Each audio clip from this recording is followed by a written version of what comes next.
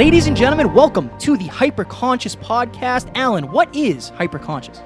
Once you understand why something is the way that it is, now you have the power to change it. Great conversations with great people and great questions are the keys to the kingdom of unlocking your consciousness. Every single action that you do starts as a thought. When you control the way you think, you will control the way you act, and you will control the way you live. That is hyperconscious.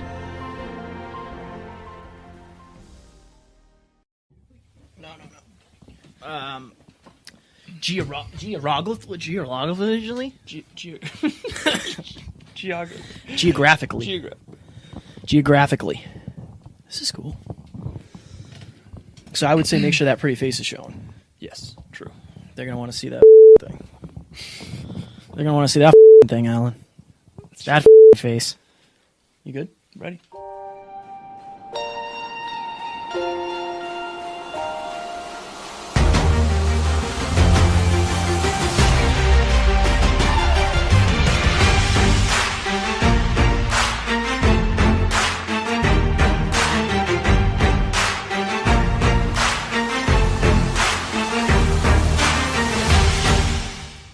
Ladies and gentlemen, welcome back to another very special, as always, episode of the Hyperconscious Podcast. This is episode number 95. How the story you are telling yourself is holding you back. Alaz, the people on YouTube will see that we have a different setup. This is Steve and or Jeff the Skeleton. We're going to try to figure out the better name of the two, but... Yeah, we're not sure yet. We're on the fence. So let us know whether you think Steve the Skeleton or Jeff. For those of you listening, you don't have an idea of what we're talking about, but we have a skeleton with a Hyperconscious Podcast tank top, and we're trying to name him properly. Yes, we are. So how did we come up with this episode idea, and what are we going to talk about today? So I think this kind of happened when you and I were in Florida and we were driving back from Boca Raton for the second time, and we were really, really struggling. And we had a very nostalgic drive. I think we were listening to a lot of like heartfelt music, Stained, some other things. And at one point we were both looking out the windows, just kind of like late night driving and just sitting there like, no matter how hard it gets, like if we were going to quit, it would have been a long time ago because of how much we've been through growing up and things like that without fathers and stuff like that. So without diving too deep into some of that stuff, I think that we kind of talked about how it's weird how our story and our challenges and our adversity growing up can either become the reason you don't succeed or can become the reason you do. And it's kind of your choice. Yeah, I think that, like I was saying before, and I'm going to set the timer while I do this. Oh, that was easy. A lot of people think that their story, and when I think of this, I think of people like Lori Harder, Cheryl Hunter.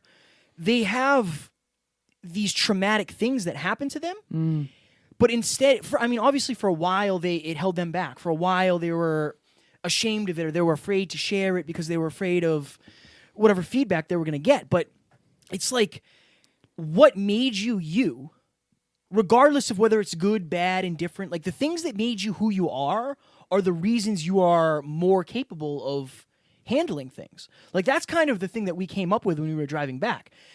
We were both so overwhelmed that day, that month, that moment, that hour, whatever, the year, whole time. Even, Yeah, so it was like this, I know what you're going through, man. Like, I know not many people do. Yeah.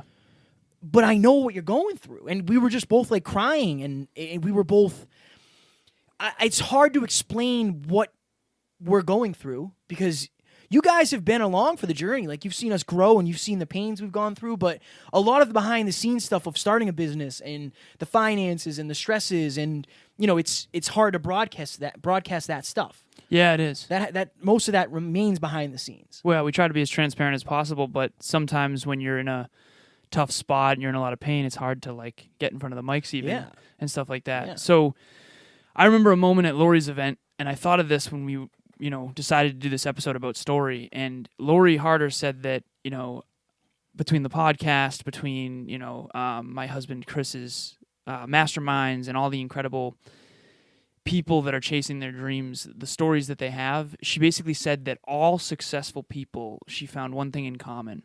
And I'll never forget this. We were in the room of like I think 250 plus women, maybe 300. I don't know the number exactly. A lot of women, just Kevin and I. I think there was one other guy there. And she said that really, really successful people almost always choose an empowering story regardless of what the circumstance was. And I'll never forget that. She said that no matter how traumatic, they find a way to make it empowering. And that always stuck with me. Because right now, I could ask Kevin his story. And he could say it from two different perspectives. One perspective could be from the perspective of a victim. And you've admitted openly that that was a lot of the story that you used to use. Almost all my life. And again, this is the story you're telling yourself. Yeah. Right? Or I could talk to Kevin about his past, and he could tell you that the only reason he is as strong as he is today is because of all that shit. That's kind of what we're talking about here. You kind of get to choose. You could literally go through your whole story in two different perspectives. One of them would be, this stuff happened to me, this stuff happened to me, and this is why I can't do this, this, and this. Or, this stuff happened to me, and this stuff happened to me, and that's why I never fucking quit, and that's why I'm going to do this no matter what. Yeah, see, I love that because that's the conversations that you and I have. It's like, what did I say today? When your back's against the wall, did you just push the mic with your mouth? I did, yeah. Interesting, you nuzzled it. When your back is against a cliff, and it's either you fall backwards off the cliff or you walk through the fire, I'm going to try to walk through the fire. Yeah. I've been down the other side of the cliff. Like It's not good. Yeah, I've been looking over the edge and saying, that doesn't look that bad. Like, I've been there. Yeah. I don't want to be there. mean, all right, yeah. I mean, like, that's the other side. It's like, either I don't want to go back to where I was. I don't want to go work at a job that I'm not appreciated at. I don't want to. I could never replace the fulfillment I get from this. It's just not possible. It's just not possible, and I know that. And that's the reason I'm all in. But it's like, if you're listening to this right now, there's something in your past that has happened to you that probably shaped your life. For better or worse, or, maybe it's something that you've buried so deep that you don't even remember it anymore. But I don't want you to have to dig deep into pain, but I want you to realize, like, if there's something that you're thinking of that's holding you back, and you think that's your identity, and you think, you're scarred or you're broken or you're less than because of that, that's not the truth. No, it's not true. It will be the truth if you allow it to be your truth. If every time something happens to you, you say, this happened to me because I'm broken, because I have bad luck, because of this, because of that, that's not the case. You're just focusing on it differently. I remember, this is something I'll never forget, and this is back when I was telling myself the story. I think I was in 7th grade, and you know how they go around the class and it's, what does your mom and dad do for work? I never knew what my dad did. I don't know my dad. I don't even know his name. Like, how? I don't know what he does for work. Construction. Sounds good. You said He's that? a construction worker. Yeah. Because I didn't know what else to say. Yeah. But, like, looking back on that, like, that's why I'm the never quit kid. Like, that's why I've always been the underdog. And it's easy for me to look back now and say, like, I'm glad all that shit happened. Like, when I did actually sit down and tell my story to Terrence when we were in Florida, it all starts with me as a 10-year-old boy. In Little League, I got overlooked by a coach because I was too small. Like, he didn't pick me because I was too small. I faced his team. Bases loaded, my mom said, if you hit a home run, I'll give you $100. I hit a home run. That was the first home run I ever hit, was against his team. I hit several more home runs against him, and we ended up becoming very good friends. His name's Alan, actually. So, but that was the start to my story. And it's like, I could look back on that.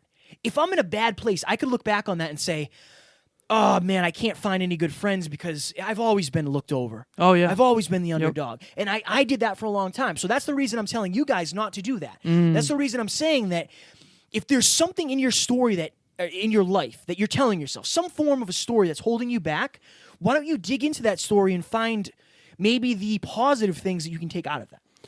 So when we were in Florida, Terrence helped you go through. So you and I, on the way to home from Boca Raton, we went deep into your story. On the way to Boca Boca Raton. Yeah. So I asked Kevin all about his past. We went all the way back to 2012. So you just went way deeper and went even farther back. Honestly, man, like, I feel compelled that, like, maybe right now is a time, because this is the perfect opportunity. I know this is about the listeners, but, like, if you tell your story right now And then we can literally show the listeners that these could be reasons used that why I have to succeed or why I can't. Yeah, I'm down. Yeah. Sure. Do you want to tell your story? We got 11 minutes. The I'll hammer it. the shortest I'll version hammer it. possible. Where do you think I should start? 'Cause you Similar really- to what you went through with Terrence, when Terrence interviewed you. Okay. Yeah. So that's the early part of that. That's when, I was playing baseball. I was really good at baseball. That's where I got my fulfillment. That's where I was able to contribute. Right? People liked watching me play because I When was you got reckless. validation. Yeah, I always got significance. validation there. Yep. End of high school comes. I got hammered and sliced my hand open. I cut one of the tendons in my hand 90% of the way through. That ended my baseball career. I chose not to go to college because I didn't know what I wanted to do. And I thought a lot of people were crazy for going to college just because they were pushed that way. And I didn't want to do that. And I didn't necessarily have the best guidance either when it came to choosing what I was going to do for the next step in my life. But that's nor here nor there. So I did odd jobs. I worked at a gas station for like 5 years. And I was always terrified to be the gas station guy, the towny gas station guy who was there forever. I was fucking petrified to be that. So You worked at eventually, Helen's, right? I worked at Helen's. I remember yeah. that. Yeah. I remember that. Yep. Yeah. It got to the point where I said, all right, done with this. Can't do this anymore. And then I went and became a personal trainer. And I worked as a personal trainer for like 8 months. Didn't like it. I didn't like telling people that they were going to die, so they should buy this $800 program. I didn't like that. That's not the way I do things. So I literally paid $1,000 to get out of the contract and quit the job with no prospect of another job. Ended up working with my uncle driving a truck. Didn't like that because I was working 50, 60 hours a week. Didn't enjoy it. I was able to buy my first big boy car, which was nice. But again, I walked in, I quit that job with no other job option, no prospect, whatever. Fuck it. I don't care. I don't want to do this. Ended up going to the fire academy. Graduated the fire academy. I was lucky enough to connect with one of the guys I went through the fire academy with. He helped get me money by giving me a job renovating a house. Yep. So through the entire fire academy, I had a job. Big Z, shout out to you. You're a good dude. Appreciate the fuck out of you. Big Z. Big Z. He's big tattooed man. Nicest guy ever, though. So graduate the fire academy, and that's when I got the opportunity to get the job that I got where I was traveling, making a lot of money. Now, I literally say this. I had a quarter life crisis. When I was like 25 years old, I had a quarter life crisis where I was like, I don't know what I'm going to do. I have no clue what I'm going to do. I just graduated the fire academy. Getting a job as a firefighter is extremely hard. And the whole time I was going through the fire academy, I was self-conscious and I was afraid to ask questions. There was no way I was prepared to be in a fire department. I realized that and I was like, fuck. Yeah. I just wasted a year. And you can't mess around with that. Cannot mess around with it. There's lives at risk. Like, no, I cannot mess around with that. Yeah. So my girlfriend at the time told me that her aunt worked at a place that helped underprivileged people get jobs. And I was like, Jesus, like, fuck. Like, this is what it's come to for me. Like, I felt like a loser. I felt stuck. I felt like I had no options. But all right, cool. I'll do this. Like, let's see what happens. It's like a job working with your hands. I can do that. So I walk in. I take the little entry exam, which was like some math questions, nothing crazy. And the lady says, hey, I really like you. We're going to hook you up with the best company here. You're going to make X amount of dollars an hour. You can make $75 an hour. I'm like, Jesus. Okay. But all you have to do is travel. Okay. Yeah, that's good money. Yeah. Right? So I got hired. Literally the first week I worked with that company, the second time I met my boss, we drove down to Delaware. It was like a 7.5 hour ride. I barely had enough money to buy groceries. I told you that. I literally bought sandwich meat, chips, and bread. And that's what I ate for the entire first week because I didn't have enough money to buy groceries. So You were afraid to ask for help. I didn't, yeah. I just moved into a house with 5 other people that I had never met, doing a job that I had never met, being away from home for the first time in my entire life with no money. But I did find a gym immediately. Anytime Fitness, Still jacked. Delaware. It was a shithole. Without going into too much detail of that, I moved up in the company. I traded in a lot of things for that money. I traded in relationships. I traded in my sanity. I traded in the one thing that I wanted was stability. The one thing I always wanted was stability. And I traded that in to make money. I was never home. I traveled 10 months out of the year, 1 year. And I literally got to the point where you and I have talked about this, and I've said this on the air many times, but it got to the point where I was sitting on the edge of the bed in New Jersey. It was like 5:45 in the morning. We were getting ready for a 7 o'clock shift, and I just couldn't turn the noise off in my head. I thought being dead would be easier. I was getting all those feels again, that quarter life crisis of I have no background. I have no education to fall back on. I have no prospects of any other jobs. Like, I don't have any super special talents. I'm fucked. Like, what am I going to do? So I texted Alan because we were doing the podcast at this point, but it wasn't full time. So in that moment, it was like that's when normal life ended for me. And I could look back on all of these times, like being a loser. I felt like a loser for a long time. Not being talented. You know me, my biggest fear is lack of competency. And that's something that I'm afraid of. I'm terrified of. And how do you get a job when you don't think you're good enough? Like, that was always a fear of mine. I never felt like I was that good with people. Like, my job interviewing skills, I never felt were that good. It's like, so for a long time, I really, really felt like I was going to have to get very lucky to be happy in life. That's my story. My goodness. I try to hammer. I'm sorry I talk so fast, guys, but I didn't want to use the entire episode. So that's unbelievable. And so you mentioned to me when we were in Florida, when you told that story, and I think that so many people can relate to the way that you felt and the rolling theme of not feeling good enough, even from the very beginning of not being able to be good enough to have a father in your life. Yeah. Right? So that chip on your shoulder, that resilience of I will not fucking live this life of necessity. Rather, I want to, like when you quit the jobs and stuff, that you refuse to do something that's not in your heart. Like that seems to be a rolling theme. Yeah. So there was a turning point when you helped Amy. Yeah. Do you want to go into that briefly? Yeah, I can hear that out. Okay. This whole thing, this going all in, this realizing I could actually make a tangible difference in somebody's life. One of our listeners, Amy, shout out to you. You are the dopest dope. Day one, like ride or die listener since day one. Yep. A client of mine now. Yes, Yep. yes. So we connected on Snapchat, and I was helping her with the things that were going on in her life. She was dealing with a lot of stuff. And she reached out and said, hey, I struggle to start and hold conversations with people. I'm afraid. Like, it's just something I've never been comfortable with. And I said, all right, where are you? And she told me where she was. And she was within an hour and a half of me. So I said, you know what? Let's meet. Let's meet at the mall Thursday, 5 p.m. or 7 p.m., whatever time it was. Let's meet, and we'll just do this thing. Like, we'll fear chase. We'll talk to people. And I said, I just want you to know that I'm not comfortable doing this either. Like, I'm no more comfortable than you are. But this is who I am. If I'm going to be the person that changes lives, I got to figure my shit out, right? Yeah. I need to be able to do this. Yeah, man. And when you're leading, you want to be a leader, Yeah. you kind of got to face your own fears, You have to. right? So Thursday comes, 3 o'clock, 2:30 in the afternoon, and I'm thinking, shit, I need an excuse here. Like, I do not want to do this because the luster of the adrenaline, the luster of like, yep, I can do this. It's gone. It's worn off. Yep. And now reality's looking at you in the face, and it's like, look, you got to go do this. And Yeah. this is everything you're afraid of.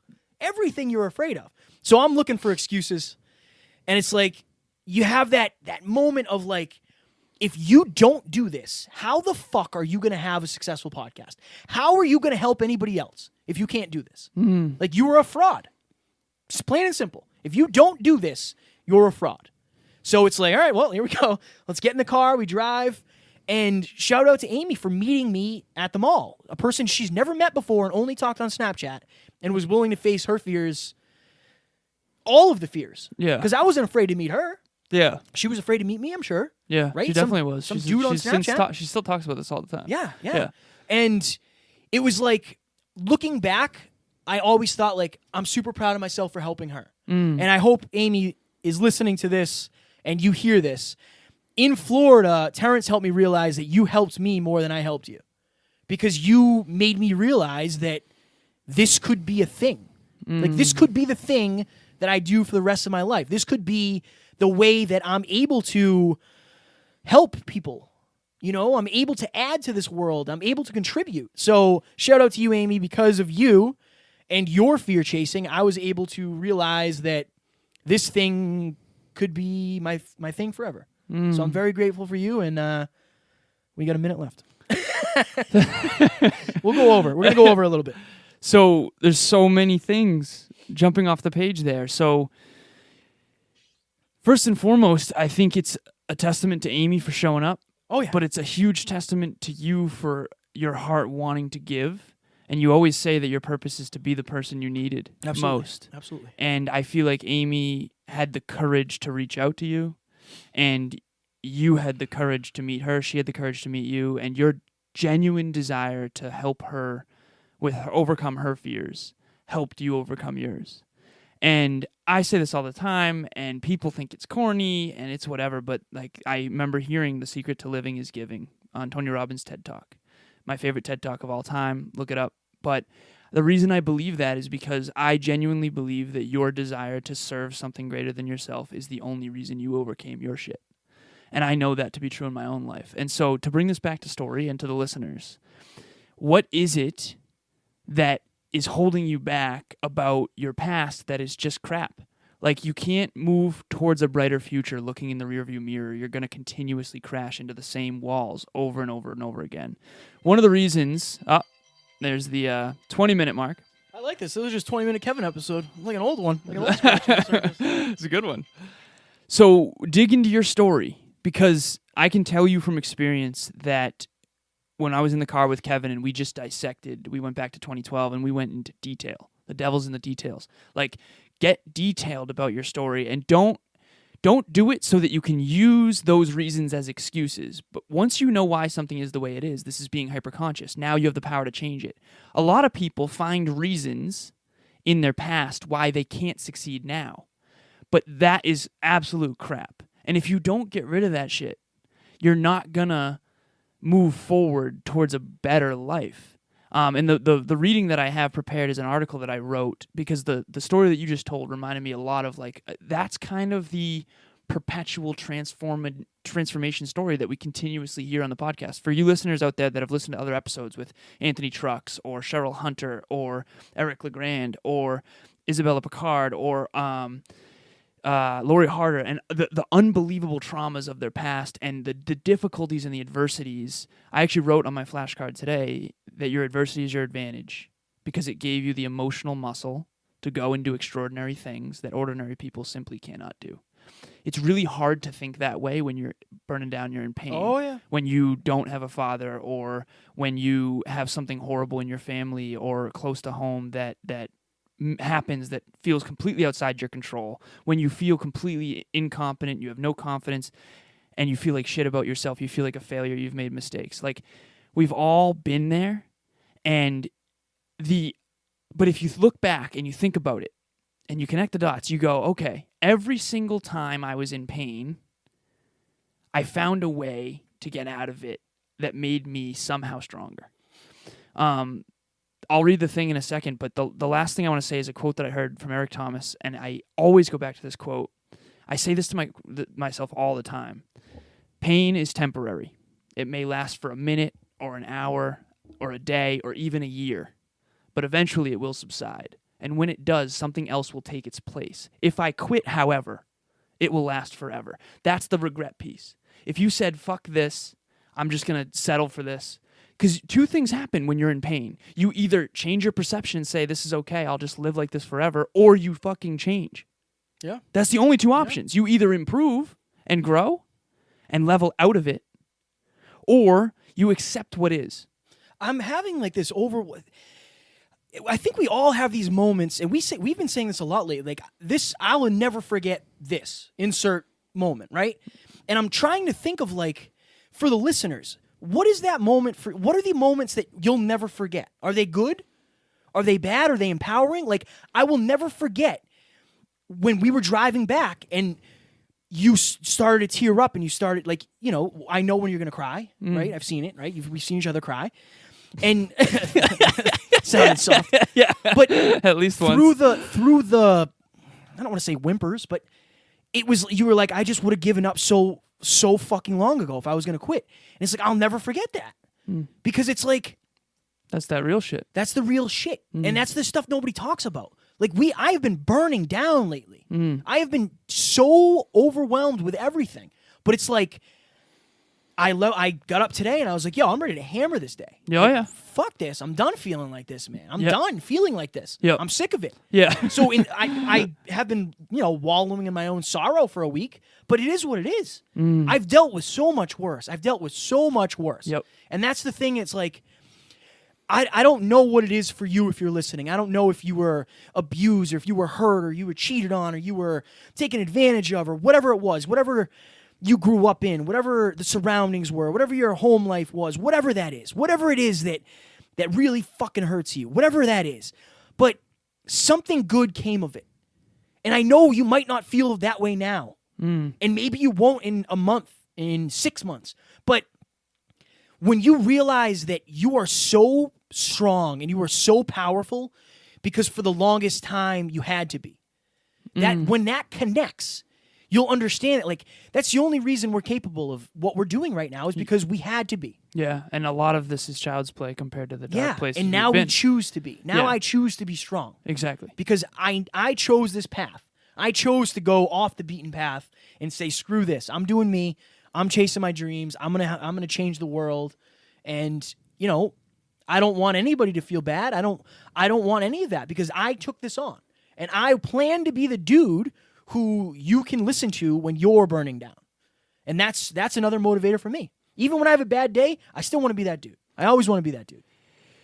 The emotional pain and adversity that you've been through is like training with weights. Yeah. It's gonna hurt a ton. You're gonna be sore the next day, the next week, but you're gonna eventually grow back stronger. And then next time you go to the gym, you can lift more weight. The thing is that not a lot of people link up their past and all the shit they went through as the training ground for who they're becoming. I'll never forget a quote that I also listened to or wrote on one of the memes in one of my photo shoots a few years back was, the pain you're going through today is preparing you for the greatness inside you tomorrow. And I literally wrote that on my card the other day when I was having a really hard time. And so it's really hard when you're in that dark place, like Kevin just mentioned, to understand that these dots are gonna connect and that the brighter future is there. But I'm not gonna lie to you, the only way your life is gonna get better is if every time you're in pain, you set a new standard for yourself. Period. Like the moments Kevin's talking about, every single time I get to that place where I am in so much emotional pain and I feel like there's so many things outside my control that I cannot fix, I just say, Alan, you will not fucking stand for this. I'm never going back here. I'm not going to live here. I'm going to level up and I'm going to be a better person. And when you have a broken heart and your heart keeps breaking, it comes back stronger, and then you have more love to give because of it. Steve Ryder has said that. Oh, yeah. All the guests on the podcast, it's the universal human condition. You either use your past as an excuse to stay where you are, or you say, no fucking chance I'm staying here. I'm leveling up because I'm going to make sure that this pain is turned into power and to something good. And the last thing I'll say is make sure that good is something for others, because that's the universe. Life supports that which supports life. Like, you wouldn't be who you are if it wasn't for your desire to contribute to Amy, to me, to all of the other people on this podcast listening right now. Same here, man. Like, when I was the 160-pound skinny fat dude boozing all the time, like, what changed for me really? I had a big heart back then. The difference was that I wasn't helping others as much as I wanted to. I was helping myself by making a lot of money and doing what I was supposed to do, quote unquote. It wasn't until I created a mission greater than myself and a desire to contribute and a true north that I really started to face my own fears. Yeah. It creates a bigger why, a bigger reason. The pain is already there. Yeah. The pain is there regardless. So what do you want to do with it? What do you want to do with it? You can either chain yourself to it and stay there, or you can put it in your gas tank and you can use it as motivation. It's like, I'll use an analogy before you do your reading, but it's like, I had to walk across the fire, right? I had to walk across the fire. So now my feet are calloused. So I can walk back and grab you, and I can carry you over the fire so you don't have to do it. That's a great analogy. That's the person I want to be. It's a great analogy. Read your thing. So Kevin just said something. There's a cliff behind you, and there's fire in front of you. Yeah. Okay? On the other side of that fire, we'll call it fear, is the greater you, and now you can walk back through that fire and help other people. There's 3 choices, really. I realize this. You can jump off the cliff and get deaded. Suicide. Bad news. Don't do that. Been there. You can stay where you fucking are and just let the fire control you. Or you can walk through that thing and then bring others with you. I love that. You know what I mean? Those are the only 3 choices. And by the way, the escapes are, you know what they are. They're your vices. They're your drugs and your alcohol, your Netflix, your oh, well, I just want to stay in tonight instead of going out to talk and interact with people. No, the truth is you're afraid to talk to people. Yeah. You know what I mean? Yeah. So, okay. Fun. This is a powerful episode. Yeah, this was great, man. I enjoyed this. It just goes by so fast. It does go by fast. And we went over a bit. I apologize. That's okay. No. It was good. It was good. I hope if you're listening, you don't get mad at us for going over. I think it was just a really good place. I think Alan picked a good place to ask that question because, I don't know what your story is if you're listening, but you have one. Oh, yeah. Everybody has one. Everyone has and one. I can assume if you're listening, you want to pick the most empowering story. So at least me sharing the ugliest parts of my story, you have ugly parts too, but you can choose to use them as fuel instead of an anchor. Damn right. Kevin could have used all that shit as an excuse why he didn't succeed, or he can say those are the reasons why I never quit and why I am who I am today. Yes. Okay, so this is called Your Identity and the Power of Labels. I wrote this January 27th, 2016. As the title suggests, today we're going to analyze our self-identity and the power of labels. Before we dive in, I'd just like to say thank you for taking the time to read this article. I know you're very busy, so I'd like to keep this one as concise as possible. Personally, I choose to believe that we all have an empowering story if we choose that. The definition of a self-fulfilling prophecy is as follows: becoming real or true because it was predicted or expected. A powerful quote, both true and profound, says, "It is impossible to consistently behave in a manner inconsistent with how we see ourselves." Out of the ignorance that often comes with childhood, I allowed others to define me. I specifically remember not only accepting those labels as true, but I actually began regurgitating those same statements on a regular basis.